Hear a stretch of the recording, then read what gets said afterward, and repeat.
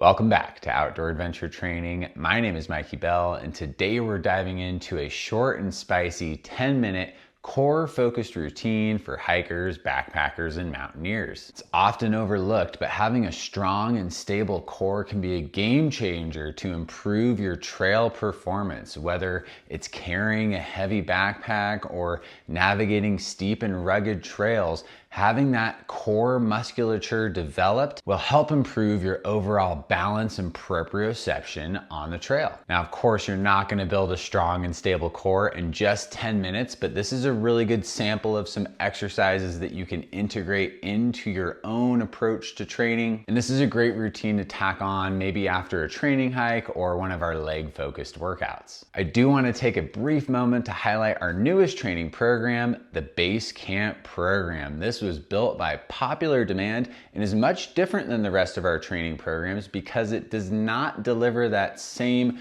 structured calendar approach, but rather it's just a vast library of our science-based follow-along workouts for lower body, upper body, core, and tons of mobility routines. We have 36 hours of videos in there, and we're going to continue adding new ones every week. So if you're looking to level up your fitness, but you don't want to quite commit to a full-length program, this is a great resource at a lower price point that can help you train more effectively for your outdoor adventures. If you're at all interested in the Basecamp program, there's a link in the description below for an exclusive coupon code, and there's a 7-day free trial. If you have any questions, as usual, don't hesitate to hit me up. As far as this routine, you don't need any equipment. We're gonna be on the mat. These are all floor exercises, and at the end of 10 minutes, hopefully you're sweating and your abs are burning. We're gonna start off with just one exercise that's actually more mobility focused, and we'll explain why, but of course we're still gonna be using our core.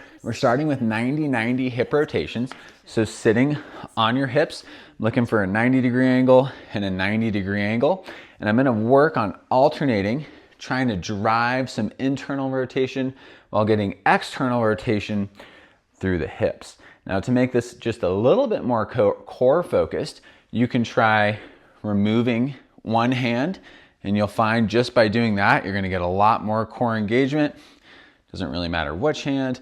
And eventually, I want you to try no hands and really keeping a strong core with your chest up, using a lot of oblique strength and hip strength. So even though this is really focused on our hips are part of our core musculature.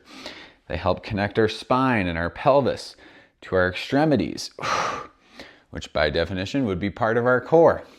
So a lot of the exercises today are actually really going to challenge our hips as well, which from what I've seen personally and with all the people I've worked with, a lot of people struggle with hip strength and stability. This next one, lumbar walkouts, are really focused on lower abdominal engagement. You must keep your lumbar spine driven into the floor for the whole set here. I'm just working on extending my legs and then small steps in, bringing those heels in towards my glutes. But the key is that I could not even slide a piece of paper between my lumbar spine and the floor. I'm really posterior pelvic tilt of the pelvis to drive that spine into the floor. Small little steps. It really doesn't matter that much what your legs are doing. It's about maintaining that contact. Getting full extension. We're just getting warmed up here before some more dynamic exercises that are, quite frankly, a bit more challenging, but this is a great one to do early on and get those abdominals firing. You're done in 3, 2, 1. Nice work. We'll come out of that and we're gonna get into a high side plank, and we'll show you ways to spice this up. This is definitely more focused on the obliques. So you can do this on your hands or your forearms. Getting this other hand up high. So here, of course, we're working obliques, but also TFL, again with our hips. If you wanna make this a little more dynamic, you can do a little bit of a rocking motion. You can also experiment with the spider plank. You can even just work reps here. You'll really feel that through the glute medius and the TFL, that little zone just below the hip. If this is really tight, we do have a TFL mobility video, which is often the culprit for IT band syndrome. But not only do we need to mobilize that tissue, we need to strengthen it. Just like with most things. I'm gonna switch sides here. High side plank on the other side. Hopefully you're feeling that oblique activation. Again, you can totally do this on your forearm if you struggle with maintaining that stability through your wrist. Get a little bit of that rocking motion again. Just a nice way to get a little more activation. And we can explore the spider plank. Coming down slow. Pay attention to what your foot's doing. Is it flaring out and going straight up?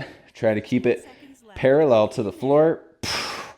Hitting that TFL glute med. You're done in 3, 2, 1. Whew. Nice work. Short rest today. We're getting ready for a low plank, classic exercise, but of course, we're gonna spice it up. This is a short workout. We're gonna maximize our time here. Low plank. If you're really struggling with low planks, you can certainly do these on the knees. You can also just hold isometrically. If you wanna get a little more dynamic, because that's what we do when we're on the trail and on the mountain, you can try to drop your hips one side to the other. Think of this as an arc or a rainbow coming up and over, really trying to get my hip bone almost to the floor and then coming all the way back up and over to the other side. So we're getting abdominals, obliques, a little bit of mobility even through the lumbar spine. If you want to explore some other techniques, you can alternate removing legs. You can alternate removing arms, just keeping those hips locked. 3, 2, 1. Nice job. Good work. We're going to be rolling over next onto our back. We try to alternate where we are just to get you moving, not getting too complacent. Rotational resistance crunch. This is all about rotation, just like we do when we're on the trail. I'm trying to drive my elbow into the inside of my thigh, switching over to the other side. Try to get this other leg as extended as you can. Again, a lot of hip flexor strength required here. If you can't come up all the way and you're not touching, that's okay, but do your best. We really want to get our torso off the ground, driving. That's that resistance in the rotational resistance crunch. Few more, come on, keep digging. These aren't easy. That's why we're doing them. 10 seconds left. Hang in there.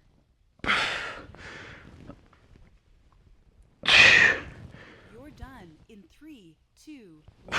Great job. Yes. Nice work. 10 seconds. Definitely feel that firing through the core. We're gonna get into a high plank position, working external knee-ins next. So a few options from the high plank. You could work just standard knee-in, but really what I want you to do is to externally rotate the hip and bring that knee up towards your elbow and your tricep before alternating to the other side. Again, we're working on deep hip flexion, and that flexion is gonna help strengthen those hip flexors, core, and obliques. Keeping those hips forward, meaning we're not coming up high, we're staying low. You're half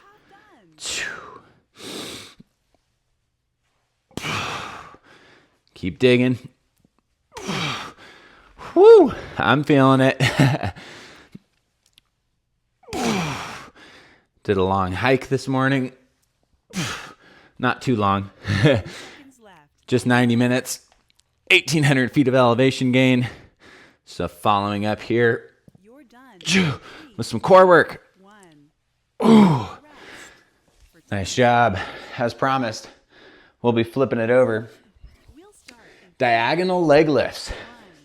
Keeping it dynamic. So again, we can work standard leg lifts, bringing those heels down, just like in our lumbar walkouts that we did in the beginning. Keep that lumbar spine grounded, but we're gonna go diagonal letting those feet drop at a 45-degree-ish angle, coming all the way up, alternating to the other side. Again, we're hitting those obliques. Notice the theme with a lot of these exercises. We're rotating, we're moving in a transverse plane.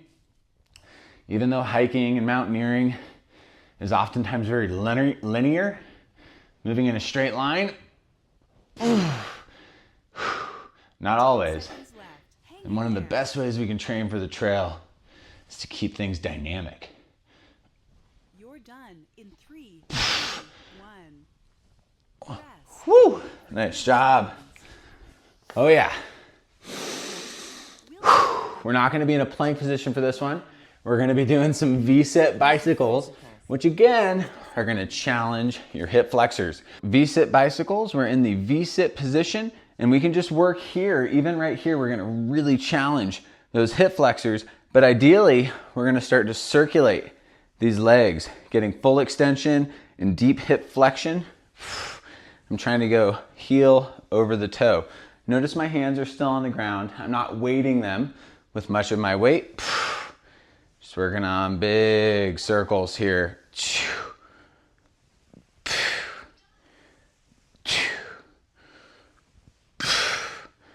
Really feeling that through the hip flexors, which is good. Again, we need strong hip flexors, especially if you're going to be carrying a backpack and walking uphill. You're going to do a lot of hip flexion, and strengthening that hip flexion will also help our hip extension. Lots of good stuff going on here. Slow and controlled. Rest for 10 seconds. Nice work. We have one final exercise on our backs for scissor lifts. Last exercise here, one leg up, one leg out. Again, hip flexion and close to extension. Do your best. We're alternating slowly here. I want you to hold. This is a burner. This is our last exercise. Let's get it done. Nice and slow in the transition. Do your best to straighten that leg. Sometimes it's tough to talk and do these exercises. We're switching slowly, focusing on core engagement, still driving the lumbar spine into the floor. Keep digging.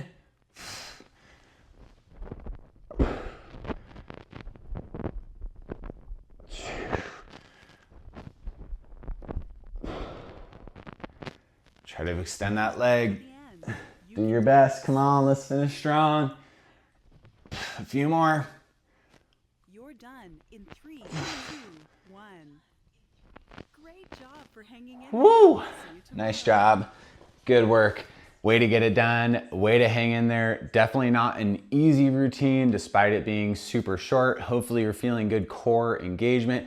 If that was really difficult for you, that's a sign that you would definitely benefit from some more core training. We have a ton of resources on our website at outdoorventuretraining.com. Once again, thank you so much for joining us, and we'll see you next time at Outdoor Adventure Training.